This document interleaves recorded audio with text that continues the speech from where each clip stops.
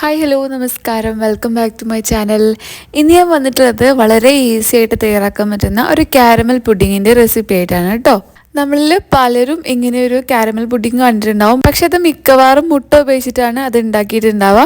പക്ഷെ ഇന്നത്തെ നമ്മൾ ഈ റെസിപ്പിയിൽ നമ്മൾ മുട്ട ഉപയോഗിക്കുന്നില്ല കേട്ടോ. അപ്പം നമുക്കിനി ഇത് എങ്ങനെയാണ് ഉണ്ടാക്കിയെടുക്കുന്നതെന്ന് നോക്കാം. അതിന് മുന്നേ ഞാനൊരു കാര്യം പറഞ്ഞോട്ടെ, നമ്മുടെ ചാനൽ ഇതുവരെയും സബ്സ്ക്രൈബ് ചെയ്തിട്ടില്ലെങ്കിൽ ഒന്ന് സബ്സ്ക്രൈബ് ചെയ്യാം കേട്ടോ. ആദ്യം തന്നെ നമ്മൾ ഷുഗർ കാരമൽ ചെയ്തെടുക്കുകയാണ് കേട്ടോ. അതിനായിട്ട് ഒരു പാന് തീയിൽ വെച്ച് കൊടുത്തിട്ടുണ്ട്. അതിലേക്ക് ഏകദേശം ഒരു 2-3 ടേബിൾ സ്പൂണോളം ഷുഗർ ചേർത്ത് കൊടുത്തിട്ടുണ്ട് കേട്ടോ. ഇനി ഇത് നന്നായിട്ട് ഗോൾഡൻ കളർ ആവുന്ന വരെ ഒന്ന് മെൽറ്റ് ചെയ്യിപ്പിച്ചെടുക്കണം കേട്ടോ. ഇതാണ് കേട്ടോ ഇതിൻ്റെ ഒരു പരുവം. ഇനി നമ്മളിത് ഏത് പാത്രത്തിലാണോ സെറ്റ് ചെയ്യുന്നത് അതിലേക്ക് ഇത് ഒഴിച്ചു കൊടുക്കാം.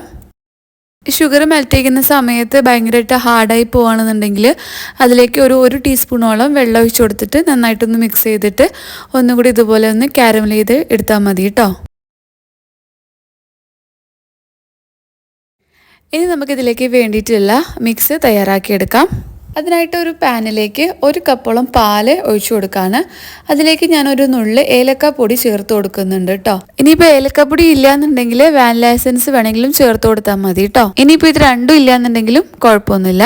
അതിനുശേഷം ഇതിലേക്ക് ആവശ്യമായിട്ടുള്ള ഷുഗർ ചേർത്ത് കൊടുത്തിട്ടുണ്ട്. അതിനുശേഷം ഒരു 2.5 ടീസ്പൂൺ കസ്റ്റർഡ് പൗഡർ ചേർത്ത് കൊടുത്തിട്ടുണ്ട്. എന്നിട്ട് എല്ലാം കൂടി നന്നായിട്ട് ഒന്ന് മിക്സ് ചെയ്യാം. എന്നിട്ട് ഇത് തീയിൽ വെച്ചിട്ട് നമുക്കിത് കുക്ക് ചെയ്തെടുക്കാം കേട്ടോ. കണ്ടിന്യൂസ് ആയിട്ട് ഇതുപോലെ ഇളക്കി കൊടുക്കുക. എന്നിട്ടൊരു കുറുകി വരുന്ന ഒരു പരുവം എത്തുമ്പോൾ നമുക്ക് തീ ഓഫ് ചെയ്തിട്ട് ഇതിൽ നിന്നും മാറ്റാം കേട്ടോ. ഇപ്പോൾ ഇതാ കുറുകി വന്നിട്ടുണ്ട്. ഇതാണ് കേട്ടോ ഇതിൻ്റെ ഒരു പരുവം. ഇനി നമ്മൾ നേരത്തെ സെറ്റ് ചെയ്ത് വെച്ചിട്ടുള്ള കാരമലിൻ്റെ മുകളിലേക്ക് ഇത് ഒഴിച്ചു കൊടുക്കാം. എന്നിട്ട് ഒരു 3 മുതൽ 4 മണിക്കൂർ വരെ ഒന്ന് ഫ്രിഡ്ജിൽ വെച്ചിട്ട് നമുക്ക് തണുപ്പിച്ചെടുക്കാം. അപ്പോൾ ഇതൊരു 3 മണിക്കൂർ ആയപ്പോൾ തന്നെ നമ്മുടെ കസ്റ്റർഡ് പുഡിങ് ഇവിടെ റെഡി ആയിട്ടുണ്ട് കേട്ടോ. ഇതുപോലൊരു പാത്രത്തിലേക്ക് തിരിച്ചിട്ട് കൊടുക്കുകയാണ്.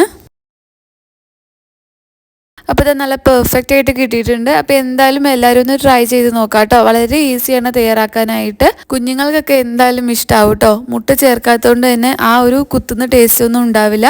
അപ്പോൾ എന്തായാലും എല്ലാവരും ഒന്ന് ട്രൈ ചെയ്ത് നോക്കാം. എന്നിട്ട് നിങ്ങളുടെ അഭിപ്രായങ്ങളൊക്കെ ഒന്ന് തീർച്ചയായിട്ടും ഷെയർ ചെയ്യാം കേട്ടോ. അപ്പോൾ മറ്റൊരു റെസിപ്പി ആയിട്ട് വീണ്ടും കാണാം. നമ്മുടെ ചാനൽ ഇതുവരെയും സബ്സ്ക്രൈബ് ചെയ്തിട്ടില്ലെങ്കിൽ ഒന്ന് സബ്സ്ക്രൈബ് ചെയ്യാം കേട്ടോ. താങ്ക്